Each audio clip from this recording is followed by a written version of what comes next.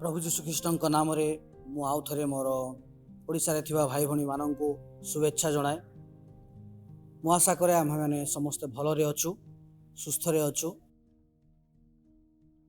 ଆଜି ଆଉ ଥରେ ଆମେମାନେ ସେଇ ବିଷୟକୁ ଫେରିଯିବା, ଯେଉଁ ବିଷୟକୁ ନେଇ ଆମେମାନେ ଗତ କିଛି ଦିନ ଧରି ଆଲୋଚନା କରୁଥିଲୁ। ତାହା ହେଉଛି ସେଇ ଈଶ୍ୱରଙ୍କୁ ଜାଣିବା ବା ଯୀଶୁଙ୍କୁ ଜାଣିବା ବିଷୟ।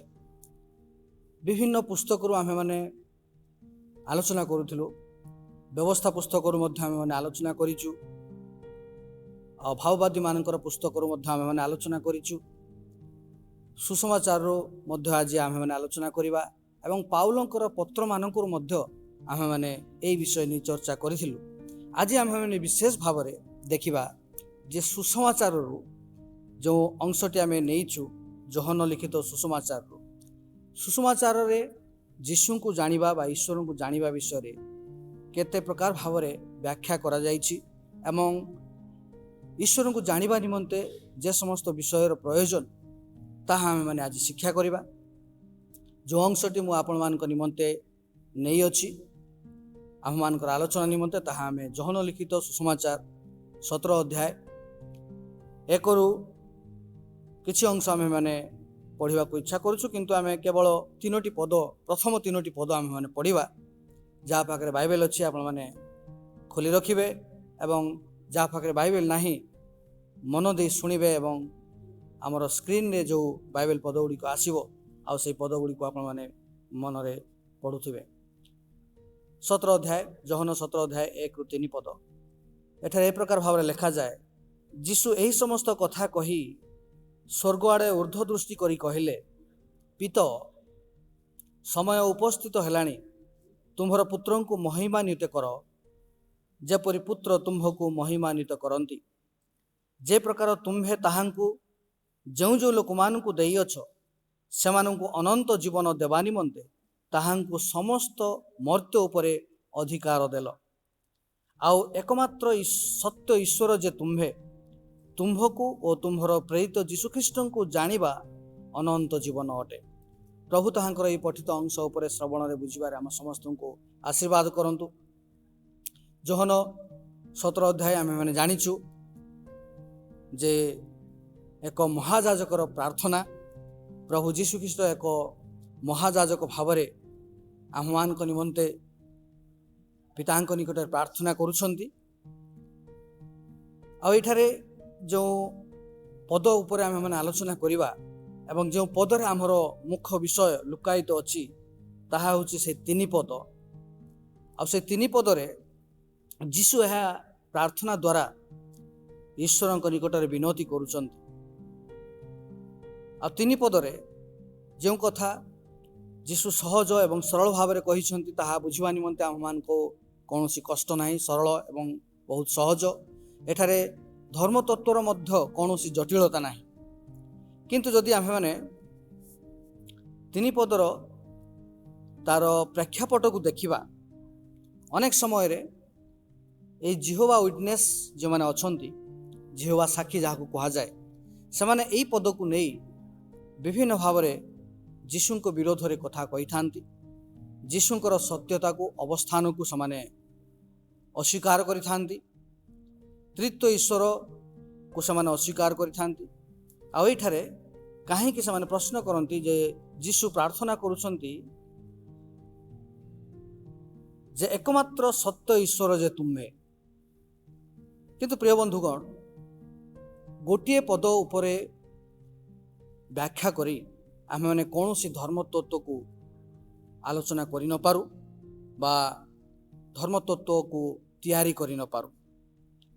ତେଣୁ ଏଠାରେ ବୁଝିବାର ବିଷୟ ହେଉଅଛି ଯେ ଯୀଶୁ ଯେତେବେଳେ ପ୍ରାର୍ଥନା କରୁଛନ୍ତି ସେ ଏକ ମନୁଷ୍ୟତ୍ୱ ରଖି ପ୍ରାର୍ଥନା କରୁଛନ୍ତି। ଆମେମାନେ ଜାଣିଛୁ ପ୍ରଭୁ ଯୀଶୁଖ୍ରୀଷ୍ଟ 100% ମଣିଷ ଥିଲେ ଏବଂ 100% ଈଶ୍ୱର ମଧ୍ୟ ଥିଲେ। ଆଉ ଏଠାରେ ପ୍ରଭୁ ଯୀଶୁଖ୍ରୀଷ୍ଟ ନିଜେ ତ୍ରିତ୍ୱ ଈଶ୍ୱରର ଦ୍ୱିତୀୟ ବ୍ୟକ୍ତି ଭାବରେ ମଧ୍ୟ ସେ କାର୍ଯ୍ୟ କରୁଛନ୍ତି। ଯଦି ଆମେମାନେ ଯୋହନଙ୍କ ନିକଟରୁ ବୁଝିବା ପାଇଁ ଚେଷ୍ଟା କରିବୁ, ଯୋହନ 8 ଅଧ୍ୟାୟ ତାର 58 ପଦରେ ଯୀଶୁ ନିଜେ କହିଲେ ଯେ ମୁଁ ଅବ୍ରାହମଙ୍କ ଆଗରୁ ଅଛି ଆଉ ଜହନ 10 ଅଧ୍ୟାୟକୁ ଯଦି ଆମେ ମାନେ ଯିବୁ ତାର 30 ପଦରେ ଆଉ ଯୀଶୁ ନିଜେ କହୁଛନ୍ତି ମୁଁ ଏବଂ ପିତା ଏକ। ଆଉ ଜହନ ତାର ସେଇ 10 ଅଧ୍ୟାୟ 38 ପଦରେ ଯଦି ଆମେ ମାନେ ପଢିବୁ ସେଠାରେ ଲେଖାଯାଉଛି ତୁମ୍ଭେମାନେ ଜାଣ ଯେ ପିତା ମୋ ଠାରେ ଆଉ ମୁଁ ପିତାଙ୍କ ଠାରେ ଅବସ୍ଥାନ କରେ। ତେଣୁ ପ୍ରିୟ ବନ୍ଧୁଗଣ, ସତ୍ୟ ଈଶ୍ୱରଙ୍କୁ ଜାଣିବାକୁ ହେଲେ ଯୀଶୁଙ୍କ ଠାରେ ବିଶ୍ୱାସ ଦ୍ୱାରା ଏବଂ ଯୀଶୁରେ ବିଶ୍ୱାସ ଦ୍ୱାରା ହିଁ ଅନନ୍ତ ଜୀବନ ମିଳେ। ଏହି 3 ପଦରେ ଏଠାରେ ଯେଉଁ ଗ୍ରୀକ୍ ଶବ୍ଦ ବ୍ୟବହାର କରାଯାଇଅଛି, ମୁଁ ଆଗରୁ ମଧ୍ୟ ସେହି ଶବ୍ଦ ନୂତନ ନିୟମରେ ଯେଉଁ ଶବ୍ଦ ବ୍ୟବହାର କରାଯାଇଅଛି ସେହି ଶବ୍ଦଟି ଏଠାରେ ମଧ୍ୟ ଜହନ ବ୍ୟବହାର କରିଛନ୍ତି, ତାହା ହେଉଛି ଗିନୋସ୍କୋ। କିନ୍ତୁ ଏଇଠାରେ ଯେଉଁ ଶବ୍ଦ ବ୍ୟବହାର କରାଯାଇଅଛି ତାହା ଟିକେ ଅଧିକ ଭାବରେ ଲମ୍ବା ଭାବରେ ଲେଖାଯାଇଅଛି, ତାହା ହେଉଛି ଗିନୋସ୍ କୋୟୋଇ, ଅର୍ଥାତ୍ ୟୁ ମେ ନୋ ଗଡ୍, ତୁମେ ଯୀଶୁଙ୍କୁ ଜାଣ। ତେଣୁ ଏହାର ମୂଳ ପଦ ହେଉଅଛି ବା ମୂଳ ଶବ୍ଦ ହେଉଅଛି ସେଇ ଗିନୋସ୍କୋ, ଯାହାର ଅର୍ଥ ଅନୁଭବରେ ଜାଣିବା, ଅନୁଭବ ଦ୍ୱାରା ଜାଣିବା, ଜାଣିବାରେ ଅନୁଭୂତି। କିନ୍ତୁ ଯଦି ଆମେମାନେ ଜହନ ପୁସ୍ତକର ଅନ୍ୟାନ୍ୟ ପଦ ଗୁଡ଼ିକୁ ଦେଖୁ ଆଉ ସେଠାରେ ମଧ୍ୟ ଯେଉଁ ଶବ୍ଦ ବ୍ୟବହାର କରାଯାଇଅଛି ଜାଣିବା ବିଷୟ ନେଇ ଆଉ ଗୋଟିଏ ଗ୍ରୀକ୍ ଶବ୍ଦ ଅଛି, ସେଟା ହେଉଛି ଓଇଦା ବା ଓଇଦାସ୍ ବୋଲି କୁହାଯାଏ, ଯାହାକି 319 ଥର ନୂତନ ନିୟମରେ ବ୍ୟବହାର କରାଯାଇଅଛି। କିନ୍ତୁ ପ୍ରିୟ ବନ୍ଧୁଗଣ, ଜହନ ମଧ୍ୟ ଏହି ପଦକୁ ବିଭିନ୍ନ ଭାବରେ ବ୍ୟବହାର କରିଛନ୍ତି। ଯଦି ଆପଣମାନେ ଦେଖିବେ 21 ଅଧ୍ୟାୟ 16 ପଦ, 8 ଅଧ୍ୟାୟ 55 ପଦ ଏବଂ 13 ଅଧ୍ୟାୟ 7 ପଦ, ଆଉ ଏହି ପଦ ଗୁଡ଼ିକରେ ସେଇ ଓଇଡା ଶବ୍ଦ ବ୍ୟବହାର କରାଯାଇଅଛି। କିନ୍ତୁ ଓଇଡା ଶବ୍ଦ ଏବଂ ଗିନୋସ୍କୋ ଶବ୍ଦରୁ ଦୁଇଟି ଅଲଗା, ତାର ମାନେ ମଧ୍ୟ ଅଲଗା। ଆଉ ଏଇ ଯେଉଁ ଓଇଡା ଶବ୍ଦର ଅର୍ଥ ହେଉଅଛି ଯେ ମୋର ତୁମ୍ଭଠାରେ ଅନୁକମ୍ପା ରହିଅଛି, ଅର୍ଥାତ୍ ଏହା ଏକ ଅନୁକମ୍ପାମୂଳକ ବିଷୟ, ଏହା ଏକ ଫିଲିଙ୍ଗସ୍ ବା ଏକ ଅନୁଭବ ବୋଲି କୁହାଯାଉଅଛି, ଫିଲିଙ୍ଗସ୍ ଯାହାକୁ କୁହାଯାଏ ଇଂରାଜୀରେ। ଓଇଡାର ଅର୍ଥ ସମ୍ପୂର୍ଣ୍ଣ ଜ୍ଞାନ ପ୍ରାପ୍ତି ନିମନ୍ତେ ଅବଲୋକନ ଦ୍ୱାରା ଯେଉଁ ଜ୍ଞାନ ମିଳିଥାଏ, ଦେଖିବା ଦ୍ୱାରା ଯେଉଁ ଜ୍ଞାନ ମିଳିଥାଏ ବା ଆମମାନଙ୍କୁ ଶୁଣିବା ଦ୍ୱାରା ଯାହା ଜ୍ଞାନ ମିଳିଥାଏ, ସେ ପ୍ରକାର ଅର୍ଥ ଏହି ଓଇଡା ବୁଝାଏ। କିନ୍ତୁ ଗିନୋସ୍କୋ ଯେଉଁ ଶବ୍ଦଟି ଆମେମାନେ ଆଗରୁ ମଧ୍ୟ ଆଲୋଚନା କରିଅଛୁ, ଏହା ଏକ ଜ୍ଞାନ ଅର୍ଜନ ନିମନ୍ତେ ଅଗ୍ରଗତି, ଅର୍ଥାତ୍ ଏହା ହେଉଅଛି ଏକ ପ୍ରୋସେସ୍ ଆଉ ଈଶ୍ୱରଙ୍କୁ ଜାଣିବା ନିମନ୍ତେ, ଯାହା ସଦାସର୍ବଦା ଦୁଇ ଜଣଙ୍କ ମଧ୍ୟରେ ଏକ ଜୀବନ୍ତ ସମ୍ପର୍କ ଦ୍ୱାରା ହୋଇଥାଏ। ଦୁଇ ଜଣଙ୍କ ଦ୍ୱାରା, ଅର୍ଥାତ୍ ଯିଏ ଜାଣିବାକୁ ଚାହୁଁଅଛି ଏବଂ ସେ ଯାହାକୁ ଜାଣିବାକୁ ଚାହୁଁଅଛି, ଏହି ଦୁଇ ଜଣଙ୍କ ମଧ୍ୟରେ ଏକ ସୁସମ୍ପର୍କ ଦ୍ୱାରା ସ୍ଥାପନ ହୋଇଥାଏ। ତେଣୁ ଈଶ୍ୱରଙ୍କୁ ଜାଣିବା ବା ଯୀଶୁଙ୍କୁ ଜାଣିବା ଆମ୍ଭମାନଙ୍କର ଜ୍ଞାନର ଅନେକ ଉର୍ଦ୍ଧ୍ୱରେ। କାହିଁକି ଆମ୍ଭମାନଙ୍କର ସୀମିତ ଜ୍ଞାନରେ ଈଶ୍ୱରଙ୍କୁ ସମ୍ପୂର୍ଣ୍ଣ ଭାବରେ ଆମେମାନେ ଜାଣିପାରିବୁ ନାହିଁ, ଯେପର୍ଯ୍ୟନ୍ତ ତାଙ୍କ ସହିତ ଆମେମାନେ କଥୋପକଥନ ଦ୍ୱାରା, ବାର୍ତ୍ତାଳାପ ଦ୍ୱାରା, ସାକ୍ଷାତ ଦ୍ୱାରା ଏବଂ ଅନୁଭବ ଦ୍ୱାରା ତାଙ୍କୁ ଜାଣିନାହୁଁ, ଏନକାଉଣ୍ଟର କରିନାହୁଁ, ସେ ପର୍ଯ୍ୟନ୍ତ ଆମେମାନେ ଜାଣିପାରିବୁ ନାହିଁ। ଆଜି ଏଠାରେ ଆମେମାନେ ଦୁଇଟି ବିଷୟ ଏହି ପଦ ଉପରୁ ଦେଖିବା। ସେ ଦୁଇଟି ବିଷୟ ହେଉଅଛି ଟୁ ନୋ ଟ୍ରୁ ଇଟର୍ନାଲ ଗଡ୍, ଅର୍ଥାତ୍ ଏକ ଅନନ୍ତକାଳୀନ ସତ୍ୟ ଈଶ୍ୱରଙ୍କୁ ଜାଣିବା, ଏବଂ ଦ୍ୱିତୀୟ ବିଷୟଟି ଆମେମାନେ ଦେଖିବା ଯାହା ହେଉଛି ଟୁ ନୋ ଦ ଇଟର୍ନାଲ ଲାଇଫ୍, ଅର୍ଥାତ୍ ଅନନ୍ତ ଜୀବନକୁ ଜାଣିବା। ପ୍ରଥମେ ଆସୁ ଆମେମାନେ ଏହି 3 ପଦରୁ ଏହି ଅନନ୍ତକାଳୀନ ସତ୍ୟ ଈଶ୍ୱରଙ୍କୁ ଜାଣିବା ବିଷୟଟା ଆମେ ଦେଖିବା। ଆଉ ଏଠାରେ ଯେଉଁ ଖଣ୍ଡବାକ୍ୟଟି ବ୍ୟବହାର କରାଯାଉଅଛି ତାହା ହେଉଛି only true God, only true God, ଅର୍ଥାତ୍ ଏକମାତ୍ର ସତ୍ୟ ଈଶ୍ୱର ଯେ ତୁମ୍ଭେ। ଏଠାରେ ଯଦି ଆମେ ବୁଝିବାକୁ ଚେଷ୍ଟା କରୁ, ପ୍ରଭୁ ଯୀଶୁ ଖ୍ରୀଷ୍ଟ ତାଙ୍କ ପ୍ରାର୍ଥନାରେ କାହିଁକି ଏ ପ୍ରକାର ବିଷୟ କହିଲେ? ଏକମାତ୍ର ଏବଂ ସତ୍ୟ ଈଶ୍ୱର ଯେ ତୁମ୍ଭେ।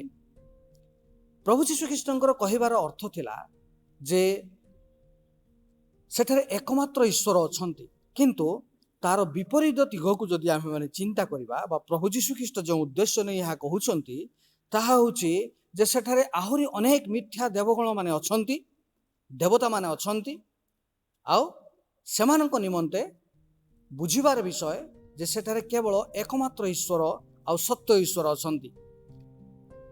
ଏହା ଏକ ପ୍ରକାର ବହୁ ମୂର୍ତ୍ତି ପୂଜାର ବିରୋଧ ବିଷୟ।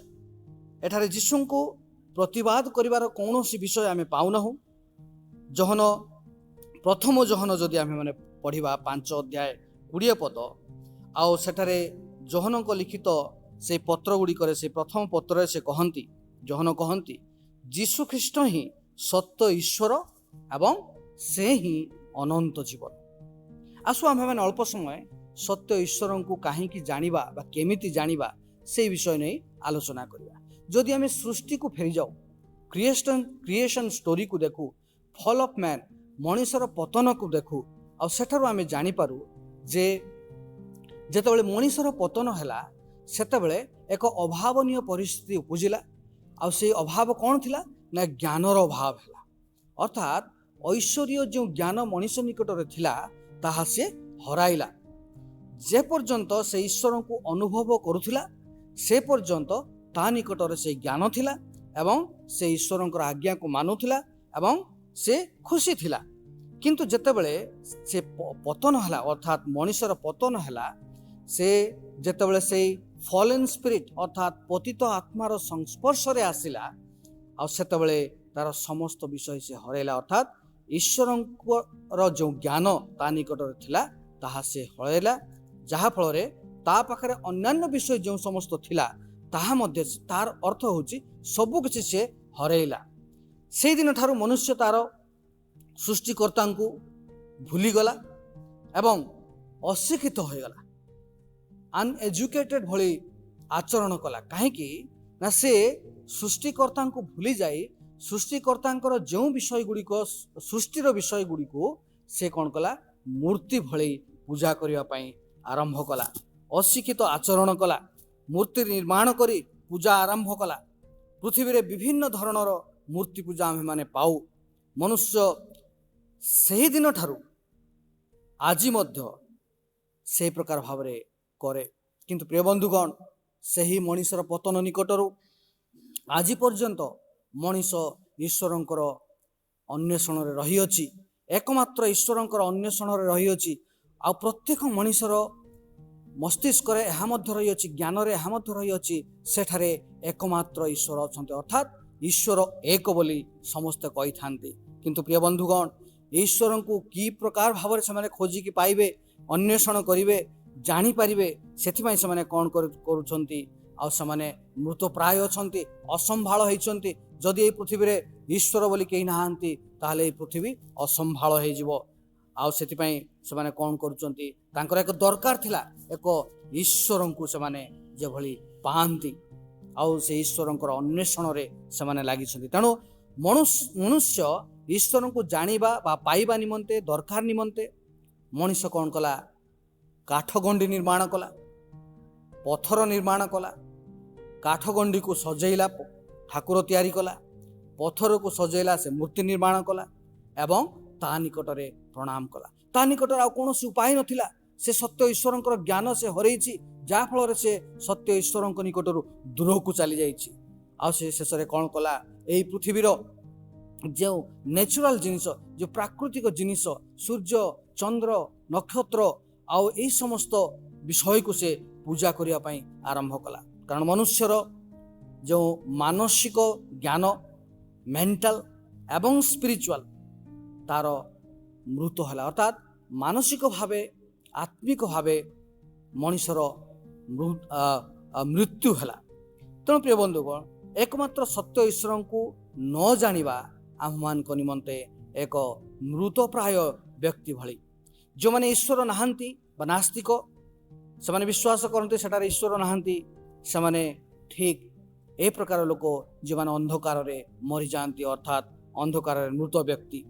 ଯେଉଁମାନେ ଈଶ୍ୱର ଅଛନ୍ତି ବୋଲି ବିଶ୍ୱାସ କରନ୍ତି କିନ୍ତୁ ଈଶ୍ୱରଙ୍କ ଉପରେ ନିର୍ଭର କରନ୍ତି ନାହିଁ, ତାଙ୍କର ସତ୍ୟତାକୁ ଜାଣନ୍ତି ନାହିଁ, ସେମାନେ ଠିକ୍ ଏହି ପ୍ରକାର ବ୍ୟକ୍ତି ଯେଉଁମାନେ ଆଲୋକରେ ମୃତ ହୁଅନ୍ତି, ଅର୍ଥାତ୍ ଆଲୋକରେ ମୃତ ବ୍ୟକ୍ତି ଭଳି ଜୀବନ ଅତିବାହିତ କରନ୍ତି। ତେଣୁ ପ୍ରିୟ ବନ୍ଧୁଗଣ, ଈଶ୍ୱରଙ୍କୁ ଜାଣିବାର ଅର୍ଥ ଯେ ସେ ସବୁଆଡ଼େ ଅଛନ୍ତି। ଆମମାନଙ୍କର ଏହି ବିବେକ ରହିବା ଦରକାର, ଏହି ଜ୍ଞାନ ରହିଥିବା ଦରକାର ଯେ ଈଶ୍ୱର ମୋ ଠାରେ ମଧ୍ୟ ଅଛନ୍ତି ଏବଂ ଏହି ପୃଥିବୀର କୋଣେ କୋଣେ ପ୍ରତ୍ୟେକ ସ୍ଥାନରେ ଏଠାରେ ସେଠାରେ ସବୁ ସ୍ଥାନରେ ଈଶ୍ୱର ମହଜୁଦ ଅଛନ୍ତି, ତାଙ୍କର ଉପସ୍ଥିତି ରହିଅଛି। ଯୋହନ ତାଙ୍କ ଲେଖାରେ ସରଳ ଭାବରେ ଈଶ୍ୱରଙ୍କର ସେହି ସତ୍ୟତାକୁ ପ୍ରକାଶ କରନ୍ତି। ଯଦି ଆମେମାନେ ଯୋହନ 1 ଅଧ୍ୟାୟ 1 ପଦ 14 ପଦ ଏଗୁଡ଼ାକ ଆମେମାନେ ଜାଣିଛୁ। ଆଉ ଯୋହନ ପ୍ରକାଶ କରନ୍ତି ଯେ ଯୀଶୁ ନିଜେ କହୁଛନ୍ତି ସତ୍ୟ ଓ ଅନୁଗ୍ରହ ଦ୍ୱାରା ମାନବୀକରଣ ଆସିଥାଏ। ଅର୍ଥାତ୍ ପ୍ରଭୁ ଯୀଶୁ ଖ୍ରୀଷ୍ଟ ତାଙ୍କର ସେ ସତ୍ୟତା ଏବଂ ତାଙ୍କର ଅନୁଗ୍ରହ ଦ୍ୱାରା ସେ ମାନବୀକରଣ କଲେ, ସମସ୍ତ ମନୁଷ୍ୟକୁ ଏକତ୍ରୀକରଣ କଲେ।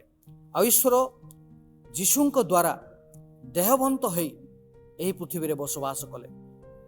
ତାହା ଆମେମାନେ ପାଉ ଯୋହନ 1 ଅଧ୍ୟାୟ 1 ପଦ ଆଦ୍ୟରେ ବାକ୍ୟ ଥିଲେ ଏବଂ 1 ଅଧ୍ୟାୟ 14 ପଦରେ ଆମେ ଜାଣିଛୁ ଯେ ସେହି ବାକ୍ୟ ଦେହବନ୍ତ ହେଲେ। କିନ୍ତୁ ଯୋହନ 14 ଅଧ୍ୟାୟ 6 ପଦ ଯଦି ଆମେମାନେ ପଢ଼ୁ ସେଠାରେ କୁହାଯାଉଅଛି ଯୀଶୁ ଖ୍ରୀଷ୍ଟ ଈଶ୍ୱରଙ୍କର ସେହି ସତ୍ୟତା।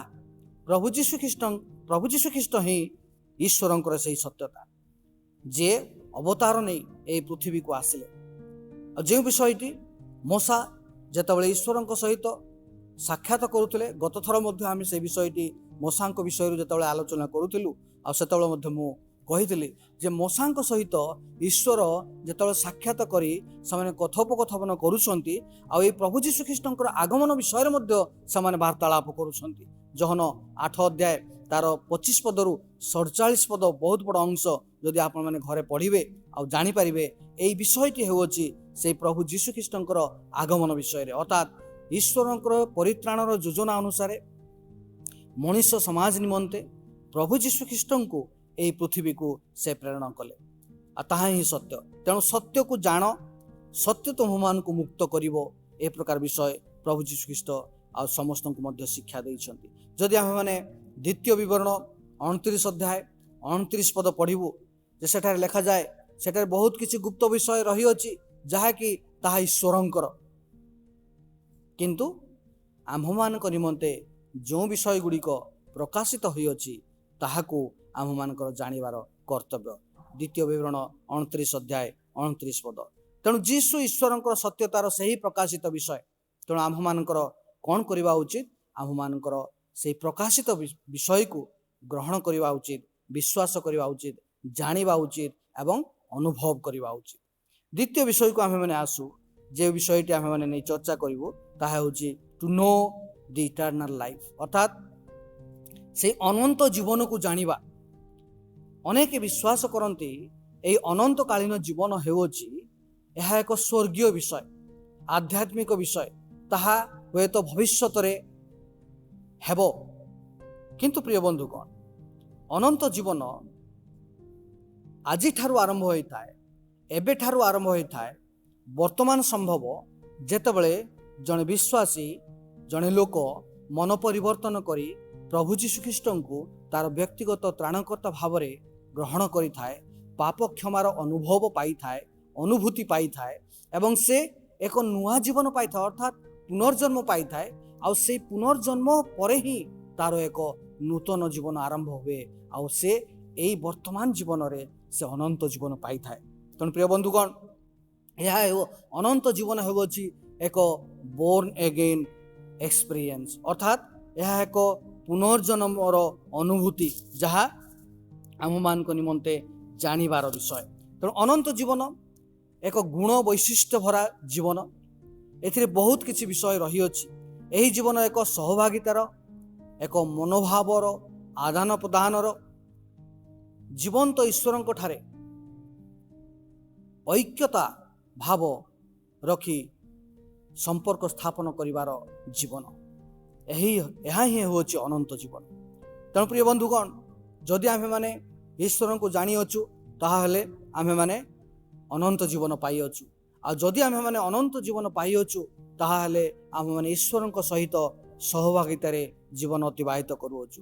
ଯଦି ଆମ୍ଭେମାନେ ଅନନ୍ତ ଜୀବନ ପାଇଅଛୁ ତାହେଲେ ଈଶ୍ୱରଙ୍କ ସହିତ ମନୋଭାବର ଆଦାନ ପ୍ରଦାନ କରୁଅଛୁ।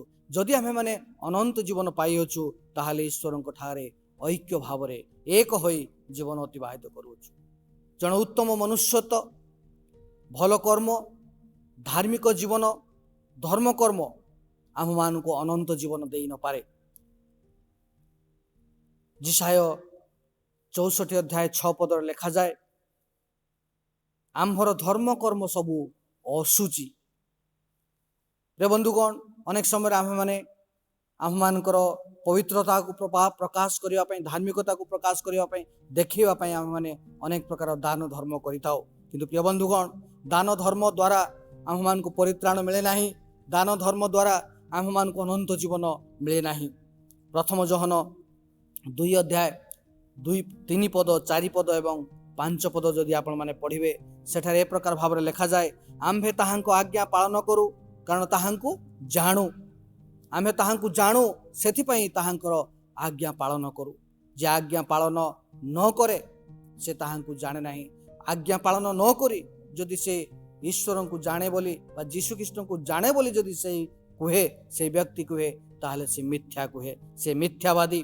तेणु प्रिय बंधुगण मोर गोटे उदाहरण मन पड़े जड़े ईश्वर दास से बहुत व्यक्तिगत भाव में ईश्वर बहुत बड़ सेवा कार्य करुले आ से सेवा कार्य द्वारा तांकर सेवा कार्य को देखी अनेक अनुप्राणित होते विभिन्न देशर लोक मैंने अनुप्राणित होते तांकर बहुत बंधु बांधव बढ़ी जाइतिला आ से तांको निकट को सदा सर्वदा फोन आसुथाए जे आपण बहुत भल कार्य करुचंती आ मोर इच्छा हो आपन को किछि दान देवा पई आ से व्यक्तिगत भाव में स्वाधीन भाव में कार्य करी एक मंडली निर्माण करने चेष्टा कले आउ एते दान मिलला लोक मैंने एते खुशी तांको दान देले जे से एक ईश्वर मंदिर अर्थात गिरजाघर मध्य से निर्माण करने को सक्षम हेले।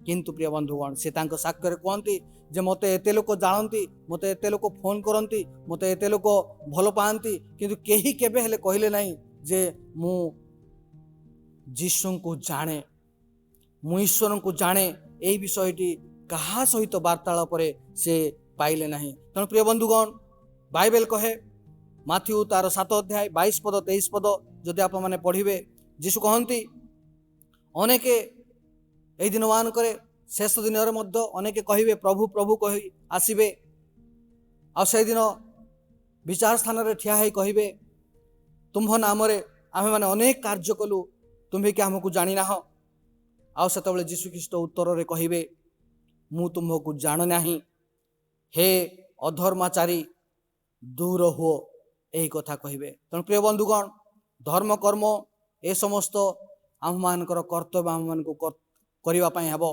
सेवा कार्य करने हेब दान धर्म करने हेब उत्तम कार्य करने हेब किंतु ताहा आम मान को अनंत जीवन दिए नहीं। अनंत जीवन केवल प्रभु यीशु ख्रीष्ट ठारे विश्वास करने द्वारा पाप क्षमा द्वारा आम मान को मिली थाए। तेणु प्रिय बंधुगण प्रथम कोरिन्थियो 13 अध्याय 5 पदरे पाउल कहती तुम्भे विश्वास कर कि नहीं निजे परीक्षा करी देख। आ से कहउचंती मंडली को जे मंडली रे जेते विश्वासी विश्वासिनी अछंती तुम्हें माने व्यक्तिगत भाव में निजर हृदय को परीक्षा कर निजर मन को पचार जे तुम्हें माने प्रकृत भाव में विश्वास कर कि आउ यह एक व्यक्तिगत विषय। ते बंधुगण faith in Christ is eternal life Jishu रे विश्वास करबा हेउछि अनंत जीवन। प्रथम जोहन 4 अध्याय 14 पद एवं तार 5 अध्याय 11 पद जदि आम मैंने पढ़ू आउ सेठारे सही जोहन निजे तांकर पत्र गुड़िक लिखुचंती ईश्वर पुत्र को प्रेरण कले जेपरी आम्भे अनंत जीवन पाऊ। ईश्वर तांकर एकमात्र पुत्र को यही पृथ्वी को प्रेरण कले मनुष्य मानक निमंत्रण देले जेभली आम्भे माने अनंत जीवन पाऊ। जोहन 17 अध्याय जो अंशटी आम पढ़िलु तार 2 पदरे लेखा जाउछि जे प्रकार तुम्भे ताहांकु जो जो लोक मानकु देइअछ सेमानकु अनंत जीवन देवा निमंते ताहांकु समस्त मर्त्य उपरे अधिकार देला। अर्थात प्रभु यीशु ख्रीष्ट को पिता अनंत जीवन देवा निमंते अधिकार देले कर्तृपण देले। यीशु ठारे विश्वास ही अनंत जीवन कारण यीशु ही अनंत जीवन। विश्वास द्वारा आमको पुनर्जन्म मिले एवं ताहा ही होची अनंत जीवन। जोहन 1 अध्याय 12 पद जोहन लिखित सुसमाचार 1 अध्याय 12 पदरे जदि आमे पढ़ू आ सेठारे लेखा जाउछि जेते जण ताहांकु विश्वास कले मन परिवर्तन करी तांकु ग्रहण कले ସମସ୍ତଙ୍କୁ ସେ ସନ୍ତାନର ଅଧିକାର ଦେଲେ, ସନ୍ତାନ ସନ୍ତତି ହେବାର ଅଧିକାର ଦେଲେ। ତେଣୁ ଆମେ କହିବା ମୁଁ ଜାଣେ ଯୀଶୁଙ୍କ ଠାରେ ଜୀବନ ମୋର ଅଛି, ତାହା କେବଳ ଏମିତି କହିଲେ ହେବ ନାହିଁ, କିନ୍ତୁ ତାଙ୍କୁ ଅନୁଭବ କରିବାର ଅଛି ପ୍ରିୟ ବନ୍ଧୁଗଣ। ତେଣୁ ମୁଁ ଆପଣମାନଙ୍କୁ ଅନୁରୋଧ କରିବି ଆମେମାନେ ସମସ୍ତେ ଏହି ଦିନମାନଙ୍କରେ ଯୀଶୁଙ୍କୁ ଆହୁରି ଗଭୀର ଭାବରେ ଜାଣିବା, କାରଣ ଯୀଶୁଙ୍କୁ ଜାଣିବା ହିଁ ଅନନ୍ତ ଜୀବନ, ଈଶ୍ୱରଙ୍କୁ ଜାଣିବା ହିଁ ଅନନ୍ତ ଜୀବନ। ଈଶ୍ୱରଙ୍କୁ ବା ଯୀଶୁଙ୍କୁ ଜାଣିବା ଆମମାନଙ୍କ ନିମନ୍ତେ ସାଧାରଣ ବିଷୟ ନୁହେଁ, ଏହା ଏକ ଘଟଣା ନୁହେଁ, ଏହା ଏକ ସାଧାରଣ ବିଷୟ ନୁହେଁ। କାରଣ ଯେତେବେଳେ ଅନନ୍ତ ଜୀବନ, ଯେତେବେଳେ ଆମେମାନେ ଈଶ୍ୱରଙ୍କୁ ଜାଣୁ, ଏକ ସମ୍ପର୍କ ସ୍ଥାପନ ହୁଏ, ସମ୍ପର୍କ ଆରମ୍ଭ ହୁଏ, ସେତେବେଳେ ଅନନ୍ତ ଜୀବନର ପ୍ରୋସେସ୍ ମଧ୍ୟ ଆରମ୍ଭ ହୋଇଯାଏ। ତେଣୁ ପ୍ରିୟ ବନ୍ଧୁଗଣ, ଆମେମାନେ ଈଶ୍ୱରଙ୍କୁ ଏପର୍ଯ୍ୟନ୍ତ ଅନ୍ୱେଷଣ କରୁଅଛୁ। ଆଜି ପୃଥିବୀରେ ବହୁ ବ୍ୟକ୍ତି ଅଛନ୍ତି, ଅନେକ ଲୋକ ଅଛନ୍ତି, ସେମାନେ ଈଶ୍ୱରଙ୍କୁ ଏପର୍ଯ୍ୟନ୍ତ ଖୋଜି ଖୋଜି ପାଉନାହାନ୍ତି, ଆଉ ଯାହାଫଳରେ ସେମାନେ ବିଭିନ୍ନ ପ୍ରକାର ପଥକୁ ଅବଲମ୍ବନ କରୁଛନ୍ତି, ଆଉ ସେମାନେ ବିଭିନ୍ନ ପ୍ରକାର ଏହି ସୃଷ୍ଟିର ବସ୍ତୁକୁ ସେମାନେ ପୂଜା କରୁଛନ୍ତି, ଭାବୁଛନ୍ତି ଏହାକୁ ପୂଜା କଲେ ହୁଏତ ଏହା ଦ୍ୱାରା ମୁଁ ଈଶ୍ୱରଙ୍କୁ ପାଇପାରିବି। ପ୍ରିୟ ବନ୍ଧୁଗଣ, ଆମମାନଙ୍କର ଜ୍ଞାନର ଅଭାବ ହେତୁ ଆମେମାନେ ଈଶ୍ୱରଙ୍କ ନିକଟରୁ ଦୂରକୁ ଚାଲି ଯାଇଛୁ। ଆମମାନଙ୍କର ଜ୍ଞାନର ଅଭାବ ହେତୁ ପାପ ଆମମାନଙ୍କ ଜୀବନରେ ଆସିଅଛି, ଆମମାନେ ପାପୀ। ଈଶ୍ୱର କିନ୍ତୁ ପ୍ରେମମୟ ଈଶ୍ୱର। ଈଶ୍ୱର ଆମ ସମସ୍ତଙ୍କୁ ପ୍ରେମ କରନ୍ତି।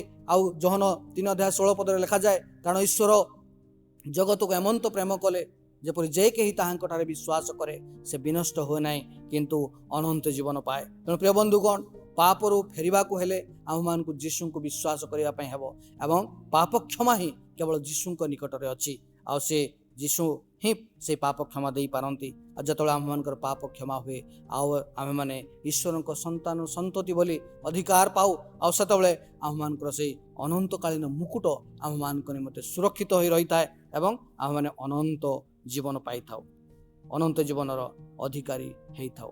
ତେଣୁ ପ୍ରଭୁ ଏହି କଥା ହିଁ କୁହନ୍ତି ଯେ ମୁଁ ପୁତ୍ରଙ୍କୁ ପ୍ରେରଣ କରିଅଛି ଯେଭଳି ତୁମେମାନେ ଅନନ୍ତ ଜୀବନ ପାଅ। ପ୍ରିୟ ବନ୍ଧୁଗଣ, ଈଶ୍ୱରଙ୍କୁ ଜାଣିବା, ଯୀଶୁଙ୍କ ନିକଟରେ ବିଶ୍ୱାସ କରିବା ହିଁ ଆମମାନଙ୍କ ନିମନ୍ତେ ଅନନ୍ତ ଜୀବନ।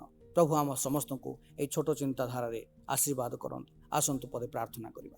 ହେ ଆମମାନଙ୍କର ସ୍ୱର୍ଗବାସୀ ପିତା, ଧନ୍ୟବାଦ ପ୍ରଶଂସା ସ୍ତୁତି କରୁଅଛୁ, କାରଣ ପ୍ରଭୁ ତୁମେ ମହାନ, ତୁମେ ସର୍ବଶକ୍ତିମାନ, ସର୍ବକ୍ଷମତାର ଅଧୀଶ୍ୱର, ରାଜାମାନଙ୍କର ରାଜା, ପ୍ରଭୁମାନଙ୍କର ପ୍ରଭୁ, ଏକମାତ୍ର ଈଶ୍ୱର, ଅନାଦି କାଳରୁ ଅନନ୍ତ କାଳ ପର୍ଯ୍ୟନ୍ତ ଚିରସ୍ଥାୟୀ। ରେ ପ୍ରଭୁ, ଧନ୍ୟବାଦ ଦେଉଛୁ ଆଜି ଯେଉଁ ବିଷୟଟି ତୁମେ ଆମମାନଙ୍କ ନିମନ୍ତେ ଚିନ୍ତା ନିମନ୍ତେ ଦେଲ। ପ୍ରଭୁ, ଅନେକ ସମୟରେ ଆମେ କହିଥାଉ ହଁ ମୁଁ ଈଶ୍ୱରଙ୍କୁ ଜାଣେ, ମୁଁ ଯୀଶୁଙ୍କୁ ଜାଣେ, କିନ୍ତୁ ପ୍ରଭୁ ତୁମର ଆଜ୍ଞା ସକଳ ଆମେ ପାଳନ କରିନଥାଉ।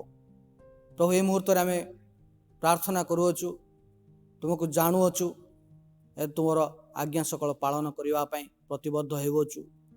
ପ୍ରଭୁ, ତୁମେ ଆମ ସମସ୍ତଙ୍କୁ କଲ୍ୟାଣ କର। ଯଦି କୌଣସି ପ୍ରକାର ବାଧାର ବିଷୟ ଥାଏ, ପ୍ରଭୁ ଯୀଶୁ ତୁମ ନାମରେ ପ୍ରାର୍ଥନା କରୁ, ସେ ସମସ୍ତ ବାଧାର କାରଣକୁ ଦୂର କରି ତୁମ ସହିତ ଏକ ସୁସମ୍ପର୍କ ସ୍ଥାପନ କରି ଆଗକୁ ଆହୁରି ବଢ଼ିବା ନିମନ୍ତେ ଆମମାନଙ୍କୁ ସାହାଯ୍ୟ କର।